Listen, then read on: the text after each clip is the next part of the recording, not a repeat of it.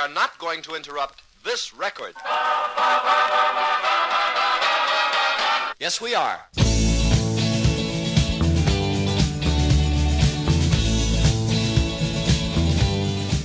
Hello again, everyone. It's Dwayne. It is Sunday, May 15th, 2016. And it's time for the new and improved, or old and lousy version of One Man's Opinion, depending on your point of view. Both my listeners will be able to tell the difference, I'm sure.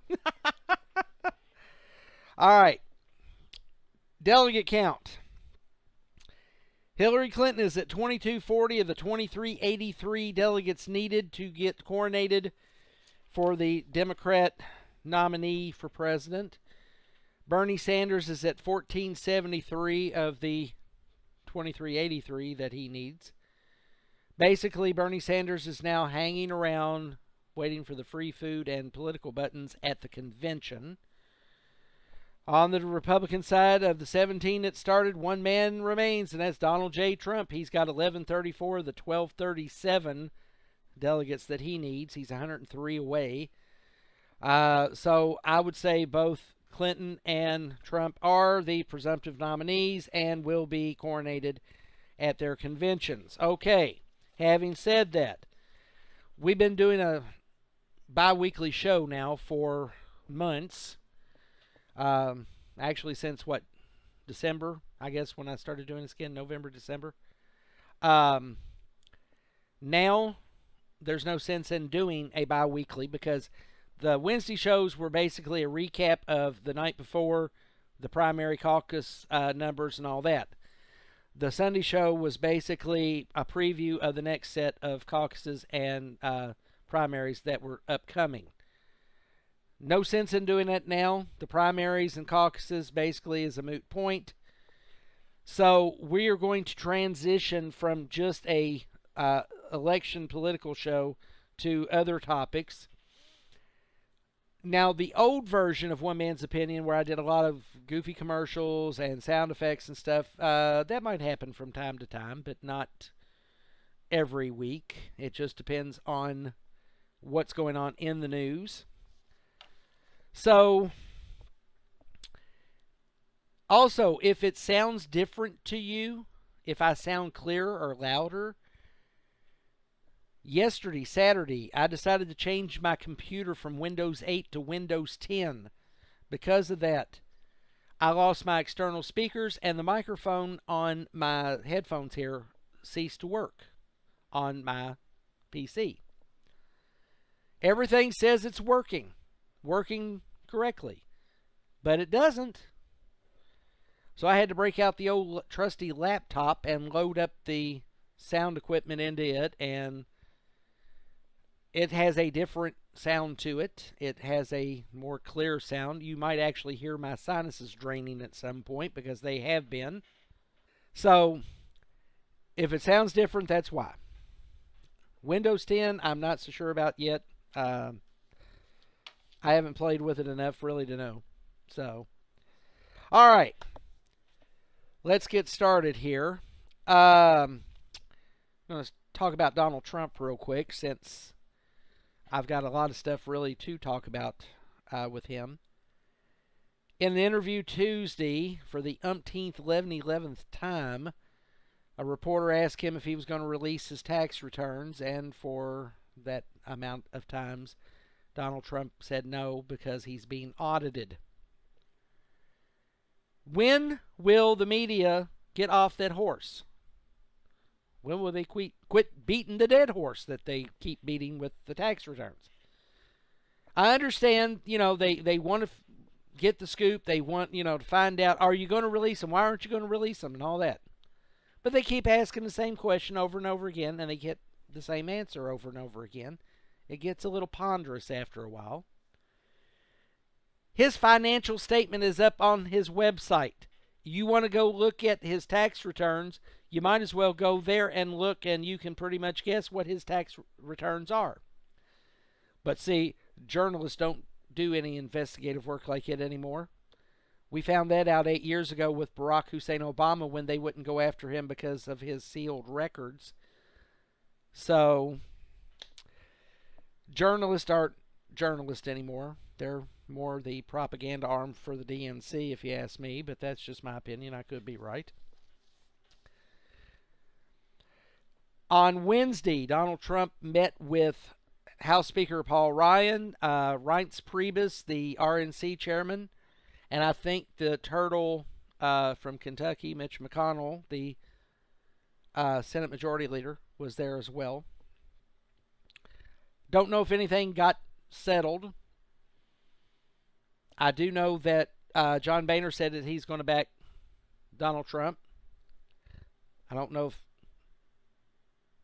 Paul Ryan or Mitch McConnell have made that commitment yet. Doubtful. Reince Priebus said that he would stand with the nominee, whoever that nominee may be, and it looks like it's going to be Trump. Unless the elitists have something else up their sleeve, which we'll probably find out real quick. All right, moving right along. This past week, Ted Cruz, before the primaries last Tuesday, said if he won the Nebraska primary, he was going to jump back into the race. Well, obviously he didn't. And he's now saying he's going to concentrate all his efforts on his congressional race. He has given up the quest for the presidency, even though he's still holding on to his delegates. So, we'll find out. Of course, you know, Rubio's still holding on to his. Carson's still holding on to his. Everybody that has delegates are holding on to them. I don't think Donald Trump's going to need them, but it would be nice if they came together and said, okay, we're going to release all our delegates and let them vote for Donald Trump and show a sign of unity. Remains to be seen if that's going to take place. All right. I've got to tell you, folks, there's been a Trump-Cruz war going on Facebook for some time now. I belong to three different, well, I get news from three different Tea Party sites on Facebook. One is the Black Tea Party Patriots. Very cool. Very cool. And then there's a couple others that I'm not going to mention their names. But one is a pro-Trump faction and one is a pro-Cruz faction. And they have been lobbing insults and bombs at each other for months now. But especially this past week or so, since Cruz left the campaign altogether. I'm not going to read this guy's name, but I can tell you, if I did, he'd probably sue me. But when I saw this, it kind of pissed me off. It says, it's been a week now since Ted Cruz dropped out. That is sufficient time for all former Cruz supporters to mourn his loss. So let me make this crystal clear for all you still taking the treasonous #NeverTrump position. If you're planning on staying home in the general election or writing in some other candidate who has dropped out of the race, that is the exact same thing as handing a vote to that serial lying felonious commie Hillary Clinton, whose hands are drenched in the patriot blood of Tyrone Woods, Glenn Doherty, Sean Smith, and Christopher Stevens. Patriots do not enable our enemy in any way, and our enemy is not Donald Trump. Our enemy is Hillary Clinton and the institutional left. Either unite with all true patriots who will support our nominee with all his flaws, or you are my enemy, period. There is no exception. All #NeverTrumpers will be blocked immediately from this post, so don't even bother trashing our presumptive nominee. This group now supports our presumptive nominee, Donald J. Trump, over Hillary Clinton. The only movement that matters is now #NeverHillary. Okay, like I said, when I read this, it kind of pissed me off. It's not that he's wrong. Trump is the nominee. And it's time for the party to get together. But how he's going about it is, well, basically, he's sounding like a brown shirt to the Nazis. Seriously. You get more flies with honey than vinegar. You have to be nice to people, not lob insults and call them traitors. Oh, and by the way, By definition, treason doesn't include refusal to vote for Donald J. Trump. Sorry, it just doesn't. By throwing traitor out there, and you know what the traditional punishment for being a traitor is? Death. So if you're calling the Trump or the anti-Trump people, the pro-Cruz people, traitors, that should mean you want them to die. Is that what you mean, Bunky? Lighten up, Francis. You're not helping your guy. In fact, you're hurting him. Let me explain this to you in terms that you understand. I'll use small words for you if it'll help. The way to go about garnering votes for your guy is to treat the other ones with respect. To kill them with kindness. And I'm not going to excuse the anti-Trump, pro-Cruz crowd. Let me explain how that's going to work. 4 years ago, Mitt Romney was going against Barack Hussein Obama, 2012 election. 3 to 4 million of you supposed patriots, you supposed conservatives, you supposed Republicans stayed at home and sat on your collective thumbs with them shoved neatly up your asses. You weren't going to vote for Mitt Romney because he wasn't conservative enough, or he was a Mormon, or I don't like his hair.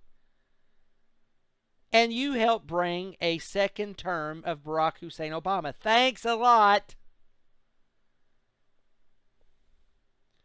So if you never Trump people are going to sit and do that again, then we're going to have to start calling Hillary Clinton Madam President. Is that what you want? Huh? I was pro-Cruz, but I also said that if Trump was the nominee, I'd vote for him. And I'm going to. But you pro-Trump people best get over yourselves. Quit insulting and hurling names and labels of traitor and all that to those folks over on the Never Trump side. In fact, you may want to beg them to help you keep Hillary Clinton out of the White House. Tell them, I know you don't like Trump. That's fine. Hold your nose. We've got to keep Hillary Clinton out of the White House. That is how you garner votes from these people who would not ordinarily vote for Donald J. Trump. You don't threaten them. You don't call them names. All you're doing is making it worse.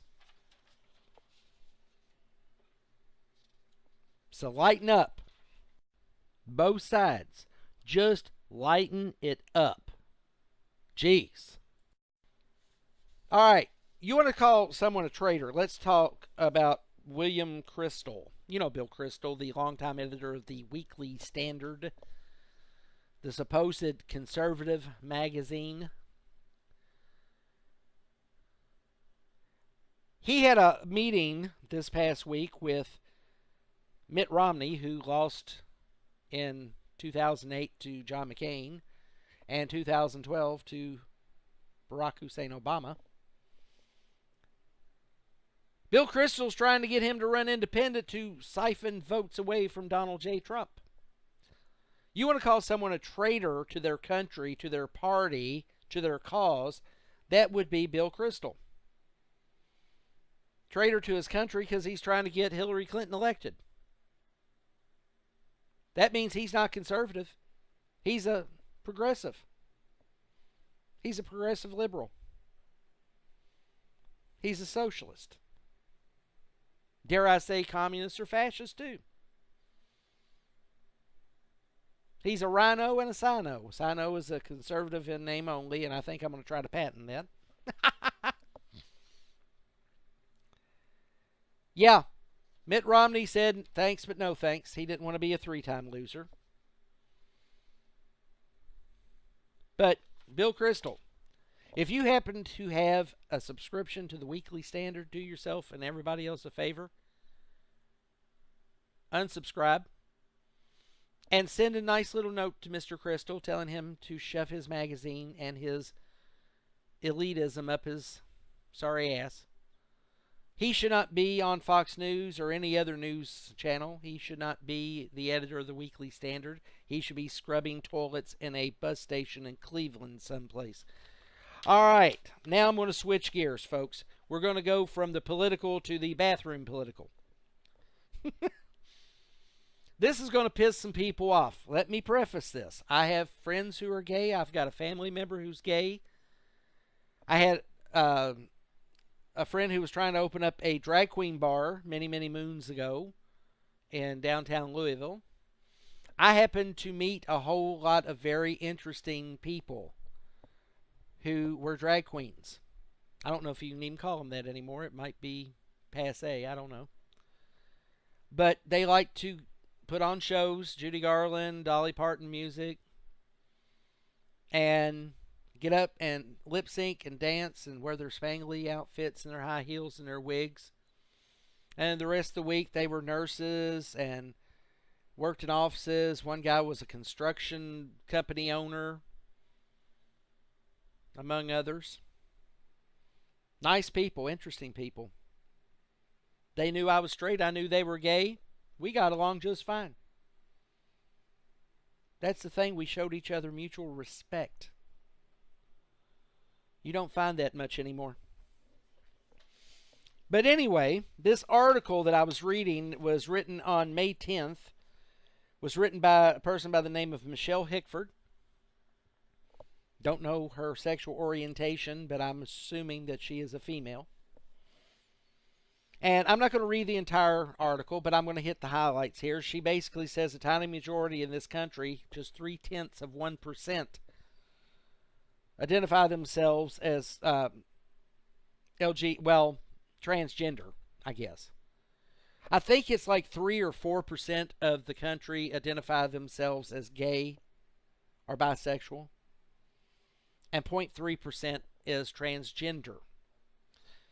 But this 0.3% forced a national debate on whether the public bathroom they visit should or should not match the gender of their plumbing. The entire notion of gender is being questioned. It's now bigoted to believe that we live in a gender binary world. The idea that humans come in only two flavors, male and female, is seen as old-fashioned and just plain mean. Apparently, we must accept gender fluidity, and children as young as 4 years old are being encouraged to choose their gender identity as if it were a Halloween costume. This article talks about a guy by the name of Dr. Paul R. McHugh. He was writing an article for the Witherspoon Institute. Now, Dr. McHugh is a distinguished service professor of psychiatry at Johns Hopkins University. He's also the former psychiatrist in chief at Johns Hopkins Hospital. And Johns Hopkins is the hospital that brought sex change surgery to the United States. They've since stopped doing that. But this Dr. McHugh has studied transgendered people for 40 years. And he says it's a scientific fact that transgendered men do not become women, nor do transgendered women become men. All such people, he explained, become feminized men and masculinized women. Basically, counterfeits or impersonators of the sex in which they identify. That makes sense to me.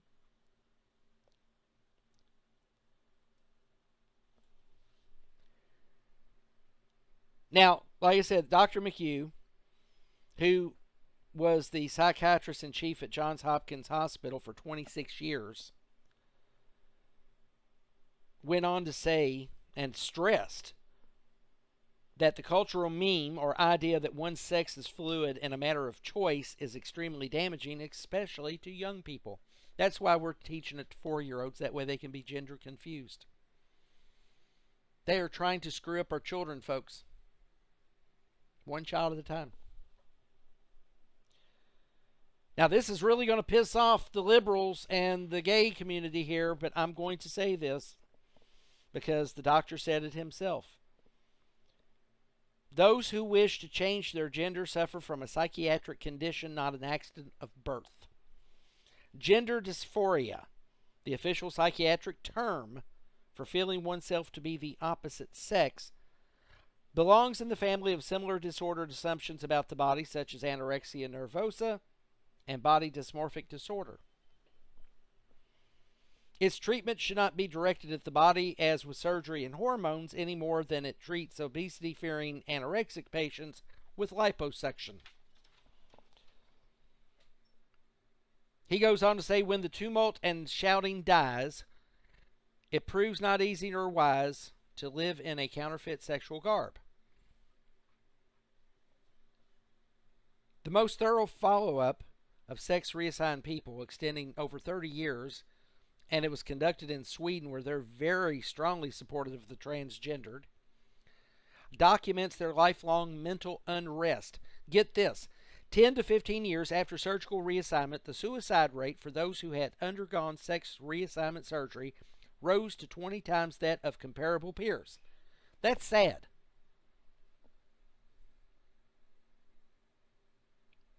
Now, like I said, I got gay friends, I've got a gay family member. I'm not targeting anyone here, okay?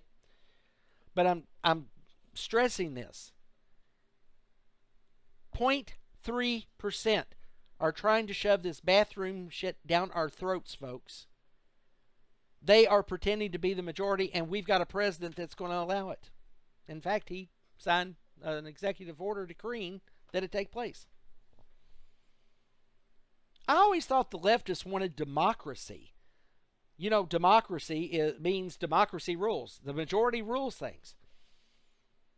But now, 0.3% is now considered the majority, and 99.7% is now percent is now considered the minority. Down in North Carolina, nearly 60% of the citizens there are against the new bathroom laws that they have put in place. Only 38% are actually for the law, and in this case, the majority has now become the minority. The minority has now become the majority.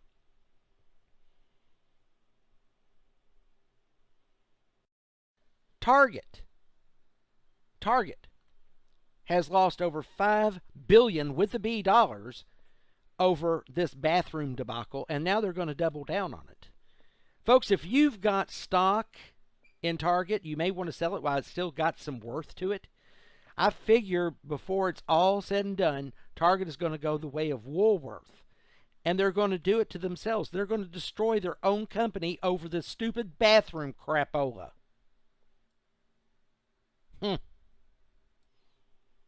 Now, I'm not the only one who's come up with this, but this is my twist on it. The best way for stores and restaurants that are going to be forced to do this bathroom thing, here's the best thing to do. Lock your bathrooms.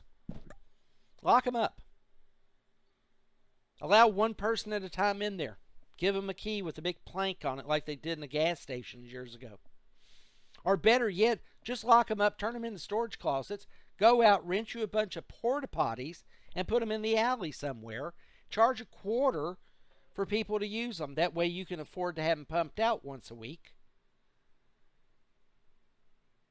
And your problem will be solved because porta potties have always been transgendered. Enough said there. Yeah, this bathroom debate is just bullshit, if you ask me, folks. This goes against the 10th Amendment of the Constitution, but it's not the only time that Obama has ignored the Constitution. It probably won't be the last. But they're also using, aside from the 10th Amendment of the Constitution, they're going with the Civil Rights Act of 1964, most notably Title VII and Title IX. I spent Friday afternoon reading Title VII and Title IX. Well, actually, I read the whole thing. It's incredible reading, trust me. But nowhere in there could I find any mention of transgenders or gays, first of all. Much less them using bathrooms that correspond not with their plumbing, but against their plumbing. I never saw anything in there about transgenders using school bathrooms or showers or locker rooms of the opposite sex. Again, under Title 7 and 9 of the Civil Rights Act of 1964, I saw nothing in there that would compel businesses to accommodate a person claiming to be something that they're not. I can't pass myself off as a banana, folks, just because I might feel like one, you know? And that's what this argument is truly all about. They're using the Civil Rights Act of 1964 to push this crap through. If I were someone of the black community right now, I would be looking at the first black president of the United States, and that's not Bill Clinton, by the way. And I'd be saying that he is a traitor to the cause.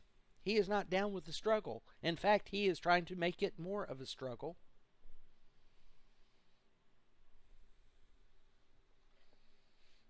He has decided, with the stroke of his pen, his little decree, that he is going to shove this down our throats and make us like it. That's not democracy, folks. That's called fascism. At this point, we have a fascist, if not communist, president. And those around him are just as bad. We defeated the fascist in World War II. I think we're going to have to do it again in World War III, but that's just me. And again, I've got gay rights. I've got gay friends. I've got gay family member. I don't want them discriminated against, period. But this transgender thing, just because you identify as a woman doesn't mean that you are a woman. Just because you identify as a man doesn't mean you are a man.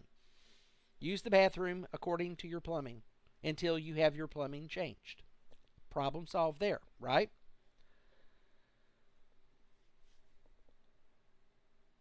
Just because I get up one morning and I feel like a woman does not give me the right to walk into a woman's bathroom, especially when there are women in there.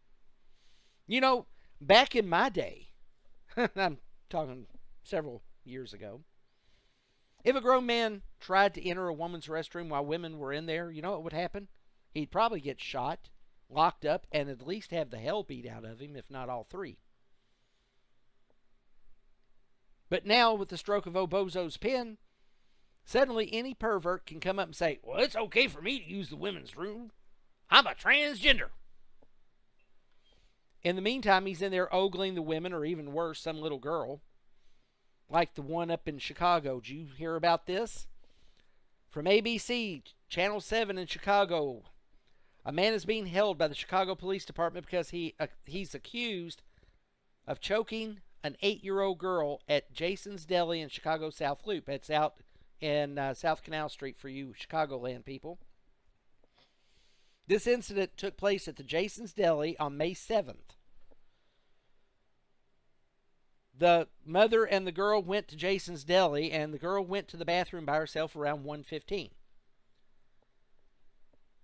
A short time later, the mother heard a scream. She went into the bathroom and found Reese Harstron, a 33-year-old male, carrying her unconscious daughter into a stall. Now, I don't know if he was going to just carry her in there and kill her all the way or have his way with her. But allegedly, he had choked her with his hands. You got a grown man and a little 7-year-old girl's throat. It doesn't take much to put your hands around that throat and squeeze the life out of it. Now, the Chicago police said the people in the deli held the man down until authorities arrived on the scene. If this had happened in my old neighborhood, they wouldn't have ever found the body of that pervert. It would have been in the bottom of a lake somewhere.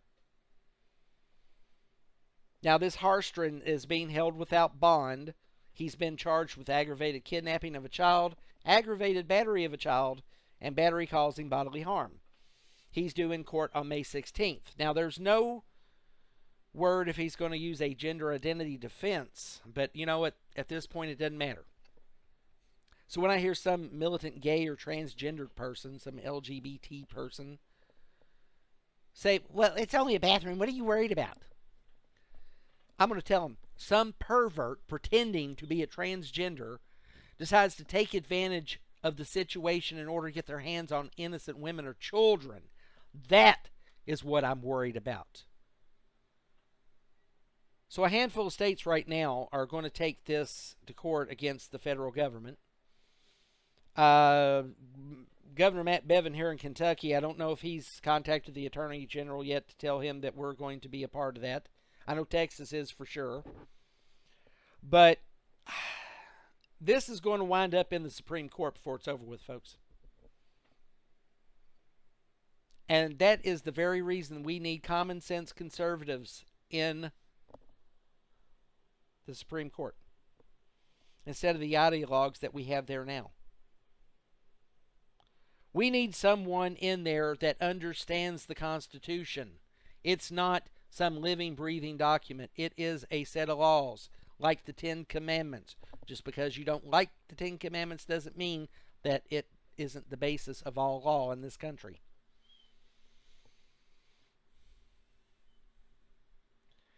One thing for sure, I think this is going to be a big topic of discussion in the debates between the Trumpster and the Benghazi butcher, Hillary Clinton. I'm hoping that Trump chews her up and spits her out on the ground.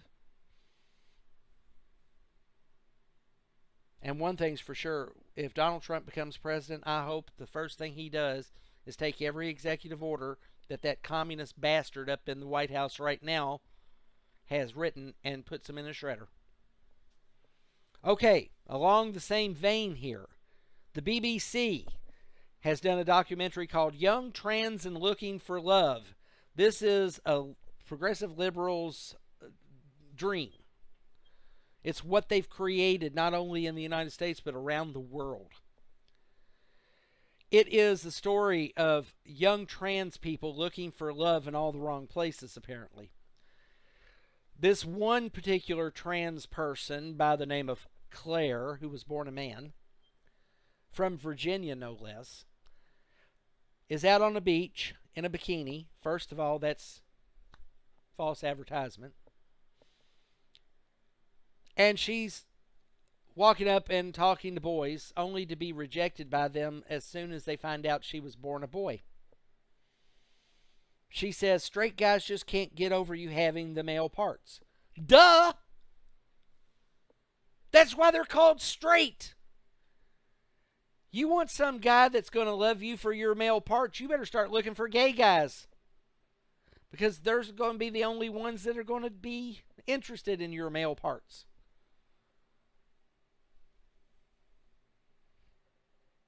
I mean, like I said, if you want to be a drag queen, be a drag queen. I don't care. It doesn't affect me. But don't expect the rest of the world to love you for it. It's not going to work. All right, we're going to switch gears here once again. Just when you thought the email scandal surrounding Hillary Clinton couldn't get any more bizarre, well, here's good news. It has. This ought to be in the irony is so ironic department. It really should. It seems that Russia now claims to have approximately 20,000 of the over 62,000 emails that were on that very same email server that's now at the heart of the FBI criminal investigation aimed at old Hillary herself, you know, the Benghazi butcher. Now here's the ironic part. Of course, Russia hacked into her server. The really ironic part is, think about it. Mitt Romney, back in the 2012 debates with that cocky little bastard commie, Barack Hussein Obama, said that Russia posed the greatest geopolitical threat to the United States. Whereas the cocky one replied, his little retort, the 1980s are now calling to ask you for their foreign policy back because the Cold War's been over for 20 years. Bullshit. The Cold War has never ended, folks. It just had a brief armistice. Ever since Obama has been in office, the Cold War started up again. That's why Putin is allowing his military jets to buzz our military ships out in the middle of the ocean. And what has Obama done about it or said about it? Not a damn thing. You know why? Because he's a pussy. That's why. He wants to turn this country into freaking Venezuela, and he's almost there. That fundamental transformation, you know. He ain't going to do diddly squat to Putin or China or Iran or anybody else. You know why? Because he's a coward.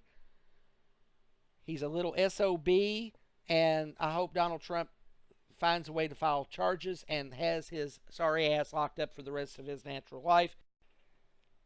Speaking of Venezuela, have you guys been seeing anything on the news about what's going on in Venezuela? Oh my God. The people are out protesting. They don't have any food. They don't have toilet paper. They don't have gasoline. This is what socialism brings, folks. Especially when you run out of other people's money. And guess what? They've run out of other people's money. Factories and stores have shut down because they didn't have anything. They didn't have anything to work with. They couldn't afford to buy anything to make, to be sold. So what's the leader doing in Venezuela? Oh, he's doubling down. He's going to have the factory owners arrested. This is where socialism turns into communism. And we are seeing history being made in Venezuela. Pay attention, folks. It's coming to America if you have Hillary Clinton as the president. Just saying. All right. It's time for the rumor mill. We're going to wrap things up here. I got two little odd stories to report. One, Caitlyn Jenner reps are denying reports that she may detransition back to Bruce Jenner. This comes from a book called Kardashian Dynasty, The Controversial Rise of America's Royal Family. Gag me. Written by a gentleman by the name of Ian Halperin. Now, Halperin claims that a longtime friend of Jenner told him, I think there's a chance she'll detransition in the next couple of years. Halperin also claims that multiple sources told him it's because Jenner is still attracted to women. Of course, like I said, the reps for Jenner have denied any of these, saying it's not true. Now, the Caitlyn reality TV show, is it still on? I don't even know. I don't watch any of that crap.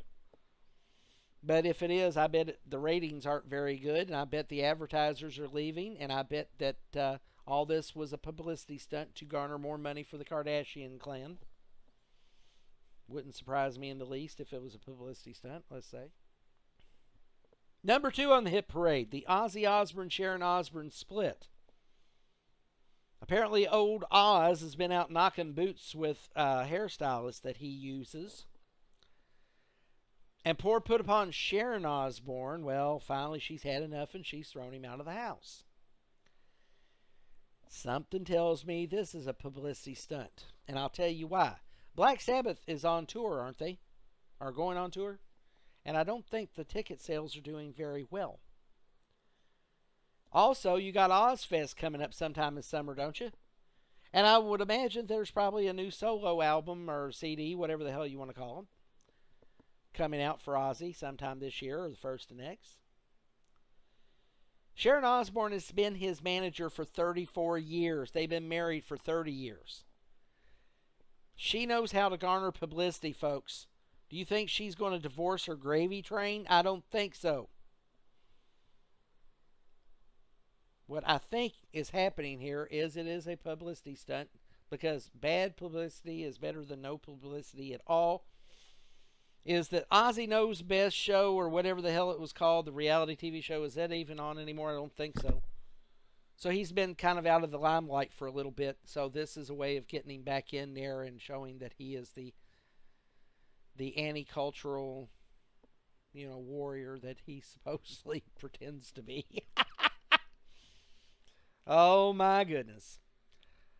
All right, my time's up. I thank you for yours. You guys and gals have a great week. Please be good to one another and say your prayers for America. Until then, BTO, take me home.